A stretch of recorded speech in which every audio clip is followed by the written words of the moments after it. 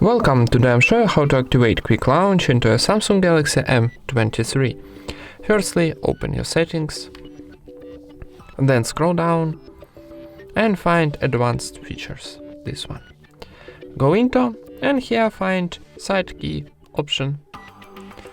And how you can see here we got double press option, so this position it's disable this option, so tapping one more time and this it's activate. And now you can choose, maybe you wanna quick all launch camera or open up. If you choose open up, activate this option and from the list choose your application, maybe Google Home. I wanna quick launch camera, so let's try. Double press our power key. And how you can see, camera is open.